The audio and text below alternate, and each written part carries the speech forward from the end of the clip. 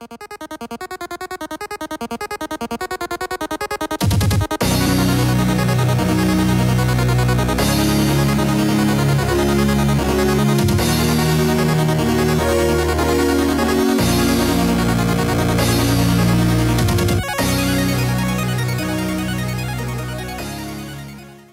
everybody, and welcome back to another Kraken Packs video. I'm your host, Mr. Rivers. Today we have the Vraska Scheming Gorgon deck. You should have seen us open up the Angrath deck already. So let's get into this one and see what this one has to offer. Obviously 2 booster packs, which is probably the most exciting part about these things. But hey, I don't even know what's in these decks because I don't look at deck lists and things. Look, and the Vraska came right out, whereas the Angrath stayed in. So that's nice, because I don't have to try and peel her out of there. Now, this Vraska is interesting because the other Vraska from this set is green and black, and this one they went straight black. And I think Vraska has always been green and black every time she's been printed. So this is interesting that they've printed an all-black copy, or mono-black in this case. But creatures you control get +1/+0 until end of turn for +2. -3 is destroy target creature. -10 is until end of turn. Creatures you control gain death touch, and whenever this creature deals damage to an opponent, that player loses the game. Very good for trample creatures. Death touch and trample is pretty bonkers, especially murdering your opponents. That being said, the green-black Vraska from Ravnica had -3 destroy target permanent. So, destroying target creature, a little less powerful. A little less powerful. Put that there like so. Get rid of that. Quick reference guide. Hey, before you play, what do we got? 60 card deck. Boom. Vraska leads an armada of powerful vampires. A legion of fierce allies who can draw upon the very life force of your enemies. Use Vraska to assassinate key creatures while you build up your army, then launch a flying attack to evade your opponent's defenses and deliver a final deadly blow. So, Death Touch, common mechanic, and the other, flying. What a surprise. So there you go. 2 booster packs. Save those for the end, just like last time. Let's take a look at the deck. I have no idea what's in here. Not a clue. Not a clue what's in here. But our first rare, Champion of Dusk. So this is a 5-drop, 4/4. When it enters the battlefield, you draw X cards and you lose X life, where X is the number of vampires you control. Drawing X cards seems good. Losing X life seems less than ideal. But in a vampire deck, you should be gaining life, I guess, is the idea. Vraska's Scorn. So in the Angrath deck, the top card was an Ixalan rare, not a Rivals rare. So this is interesting that you got a rival and a rival here. Target opponent loses 4 life. You may search your library and or graveyard for a card named Vraska Scheming Gorgon. Reveal it, put it into your hand if you search your library. So you get 2 of these. Yeah, okay. 2 of these to help you search up Vraska, just like Angrath. So that's interesting. So they basically give you only 1 copy of her, but they give you 2 ways to get her out of the deck or graveyard. So pretty nice. You get basically 3 copies of Vraska. So the only thing that you really need to be afraid of is her being exiled, because if she gets exiled, then you're tough out of luck there. Paladin of Atonement, another Rivals rare.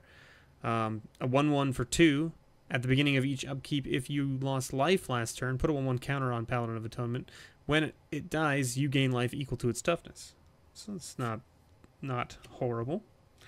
Okay, Bishop of the Bloodstained, a staple in Limited for vampires. It's always good to have at least one of these in your vampire deck if you're playing vampires in your Limited format, because they lose a life for every vampire you have. Now, I mean, it's not like you don't want a bunch of them, but 1 is probably good.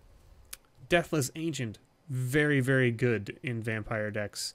You have a 4/4 flyer that you can basically just toss under the bus if you need to. It trades, it dies, it comes back. It's just a very good card. And it just gets there if your opponent has no flyers. Dusk Legion Zealot. I've been hearing people call this the black elvish. What is that? Elvish Mystic? Elvish Mystic, I think, right? The 1/1 for 2 that draws a card. I believe that's what it's called. So essentially, it's a 1/1 black vampire for 2 that draws a card, but you lose a life. So there is that.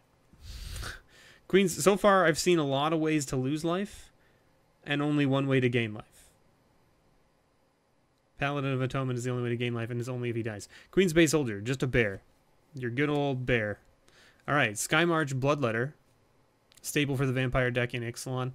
2/2 flyer for 3 that drains your opponent for 1. A second bear. A second Skymarch Bloodletter. Vampire Champion. A 3/3 for 4 with Death Touch. Seems alright. Doesn't seem terrible. And you get, what, 4 copies of this card. So now, the 4 copies you got in the red deck was 4 copies of a 2/2 for 2 pirate. And pirates give you mad bonuses when you have more than one. Just vampires, same idea, tribes, right? But I almost would prefer the 2/2 for 2. I would almost prefer 4 copies of that than 4 copies of a 4-drop. I don't know. Does this deck plan to get to... Like, so far, it doesn't seem like it has a lot of staying power to get to 4 mana without being murdered. Especially if you're playing against the pirate deck. The pirate deck is going to murder this vampire deck so far by turn 4. So you're going to play 1 Death Touch 3/3 and then get trampled over by a bunch of, like, 4 and 5... trampoly pirates. Doesn't seem great. Vicious Conquistador, a 1/2 for 1 that drains that deals the damage or makes your opponent lose a life. Vraska's Conquistador, a 2/1 for 2. Okay, see, we're getting our low drops now. So whenever Vraska's Conquistador attacks or blocks, if you control Vraska Planeswalker, target opponent loses 2 life. Wow. So if this guy's in play and Vraska's in play, you just drain your opponent whenever it attacks or blocks. That seems pretty bonkers. And you get 4 copies of that? Oh, 3. Only 3. But that's okay. Okay, Exultant Skymarcher is very good for the vampire deck. 2/3 flyer. Famished Paladin, also just... Like, this guy's just a good blocker early game. If you have no way to gain life early game, that's fine. He's still just... He's a 3/3 for 2. Your opponent's going to have a hard time getting through him if you play him, even if you don't have a way to untap him. However, this deck seems to have a fair amount of life gain now that we're looking into things, because Inspiring Cleric gives you 4 life for 3 mana, and you've got a couple copies. 2 copies for sure. Skyblade of the Legion, very good vampire. It's a 1/3 for 2. It blocks a lot of things early game. It can also just poke in for damage whenever you need it to. And you got 2 of those. And then you have the Legion Lieutenant, which is great. This is basically like your lord for your vampires. He's a 2/2 for 2 bear, except that he gives other vampires you control +1/+1. Very good. You got more Gilded Sentinels. I guess they just put them in as filler. It's like, here, these are cards that you can definitely just remove when you find better stuff out of these packs. So then, of course, you've got your lands we talked about before. And then you've got your swamps and your plains. So what kind of spells did they give us in this deck? Let's look. Moment of Craving. So, of course, this is like the card we got in the Angrath deck in one of the packs. Definitely very good, especially for a vampire deck because of the life gain. So it lets you drain and basically kill a creature. Recover. This returns target creature card from your graveyard to your hand and then draw a card. Not bad because, you know, if they kill something like something big that you want to bring back, or even just like you only have 1 Legion Lieutenant, so if they kill it, maybe you want it back. Bright Reprisal. Just okay removal. It's 5 mana. It's a lot of mana. I mean, the vampire deck normally wants to be fairly fast. Moment of Triumph. So there you go. +2/+2 and gain 2 life for 1 white mana. Works very well with the Famished Paladin. So there you go. Not bad. Not a bad little vampire deck.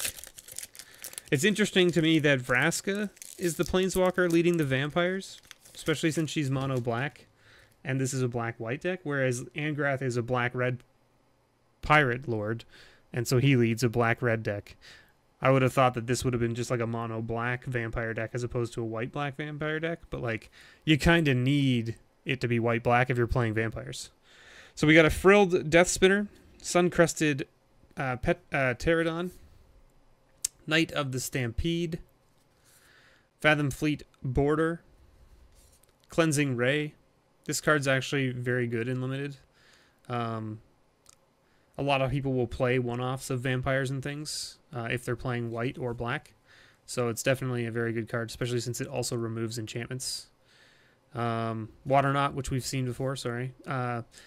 Orzka Relic, or Orazka Relic. Squire's Devotion, this is the card I was talking about. This is very good in this vampire deck, so this would go in for sure. You would definitely play this over one of those Gilded Sentinels. Mainly because, yeah, that's a 3/3 for 4, but this is 3 mana. It makes one of your guys bigger by +1/+1, gives it lifelink, and it makes a 1/1. Which is just better. Secrets of Golden City, which we've talked about. Okay, first uncommon, Pitless Plunderer. So this is a 1/4 for 4. Whenever another creature you control dies, create a treasure. Wow. That seems alright. Stormfleet Sprinter, another pirate, but this one is a blue-red pirate. It's a 2/2 with haste, and it can't be blocked. That seems alright. Baffling End. This is a very good white removal spell.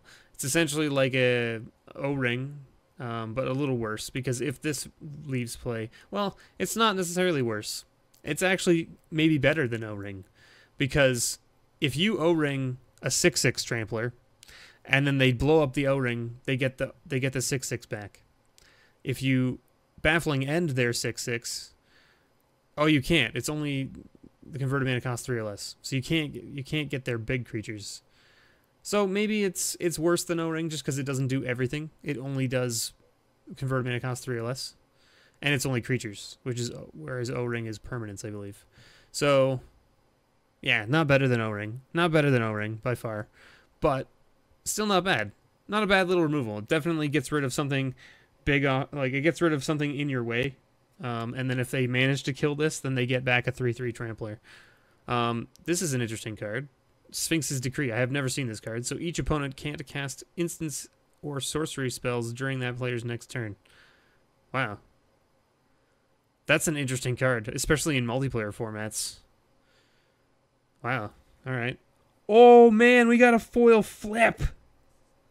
We got a foil Path of Metal. Holy moly. A foil flip card. Stagger. Alright, Path of Metal is 1 white and 1 red. And it says, as it enters the battlefield, it deals 1 damage to each creature that doesn't have a first strike, double strike, vigilance, or haste. Whenever you attack with at least 2 creatures that have first strike, double strike, vigilance, and or haste, transform Path of Metal. It transforms into Metzali, Tower of Triumph, which adds 1 mana of any color to your mana pool. And then for a red and a generic and tap, it deals 2 damage to each opponent. For a white and 2 generic and tap, choose a creature at random that attacked this turn, destroy that creature. That's pretty crazy. That seems pretty crazy. I mean, it's random, but chaos is always fun, right?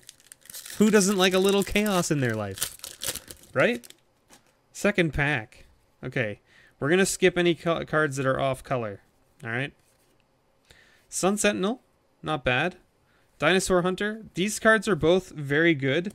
Even though they're not vampires, they would be okay to run in the deck. Mainly because the Sun Sentinel is a 2/2 with vigilance. And the Dinosaur Hunter kills dinosaurs if it deals damage to them. It doesn't matter how big they are, it just kills them. Which is pretty crazy. Mutiny gets a sort of like a spotlight here. This card is just great. It's 1 red sorcery that makes your opponent have 2 of his creatures fight each other. So most likely, well, they don't fight each other, but it deals its damage to another creature. So essentially it lets you make his creature kill his other creature, which is pretty good. Another Cleansing Ray. You probably wouldn't run 2. You never only run 1. Another Squire's Devotion, definitely worth it. Blazing Hope doesn't seem great to me. This is an uncommon, right? We're in the uncommons now. This seems not great to me. And the reason being is it says exile target creature with power greater than or equal to your life total. If you're in a situation where this card is saving your life, it's not saving your life for very long. Unless, of course, your opponent only has that one creature. In which case, this would be great. But most of the time, they're swinging at you with a bunch of, like, 3s. Like, you know, 3/4s, 3/3s, that kind of stuff. Maybe a 5/5. Maybe a 4/5. And maybe you have 6 health. So this doesn't work. Because you can't, those guys, their power is still not high enough. Now, it can get people if they use pump spells. Definitely can get people if they use pump spells, right? Like, so they, like, pump up a guy to murder you, and you're just like, oh, exile. Now you 2-for-1 them, and you don't die, which is good. But again, you're really on the back foot at that point, in my opinion, if this is what's saving you. But it could maybe give you the turn you need to crack back for lethal. Depends, right? Maybe. But I don't think I would run it, to be honest. Hornswoggle. A 3-mana counter target spell. You create a colorless treasure token. So it's just a 3-mana counter spell. Wait. Oh, target creature spell. Okay, that makes more sense. I was like, wait a minute. It's counter spell, but it only costs 1 blue, and it gives you a treasure? What is this? Counter target creature spell. Okay. So it's basically, what is that other one? Essence Scatter? It's Essence Scatter plus 1 mana, but it gives you a mana back. Also gives you a permanent. Gets you to ascend. Right? Swift Warden. Another merfolk. 3/3 with flash for 3 seems pretty good. When it enters the battlefield, merfolk you control... Target merfolk you control gains hexproof. That seems pretty good. And, ooh, we got the Jade Light Ranger. This card is very good for the merfolk deck. It's a 2/1 for 3 that when it enters the battlefield, it explores, and then it explores again. So essentially it lets you give it a +1/+1, or get a land. And then look at the next card, and you either, most likely, at least in my opinion, you would leave, if it is a card, you leave it on top, so that when it explores again, you get another +1/+1, so that way you ended up with a 4/3 for 3, unless, of course, the board state doesn't need that, right? If your board state doesn't need a 4/3, like if a 4/3 doesn't benefit you over your opponent, then maybe you bin the card on the first explore, but normally I would say you probably want to leave the first card if it's not a land, so that you get the double explore, and then you can bin it if you want. Some people might be of the opinion where you'd prefer to bin it so that you get to see 2 cards. But if the card that you find on top is something that you really want, then you'll want to keep it there, right? So there is that. So there you have it. We definitely got some decent cards here to add. Nothing crazy, but 2 Squire's Devotion is definitely good for the vampire deck, and a Baffling End, very good. And then I think you would probably sideboard these, and then probably like sideboard in one of the Cleansing Rays if you need it. So these would be like your sideboard cards, and it's like if you come up against dinos, you put this guy in. If you come up against very aggro deck, you put this in. If you come up against a deck that has a lot of enchantments or things, or another vampire deck, you put these in. If you come up against another vampire deck, you would put in both Cleansing Rays, just because it lets you remove enchantments and kill vampires. And you definitely take these out, because these are just junk.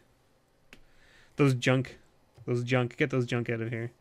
So these are sideboard. You put these 3 in, so you've already taken 2 out. You only need to remove 1 card to put this other one in, so it shouldn't be too hard.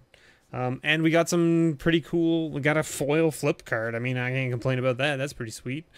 So anyway, don't forget I have a store, nerdvanastore.ca, for all your single needs, as well as a Patreon where you can help support the channel and the videos. I really appreciate anyone who does. If you can't, don't even worry about it. I still appreciate you as well, just for watching. Thanks so much for being here. And as always... may your pulls ever be better.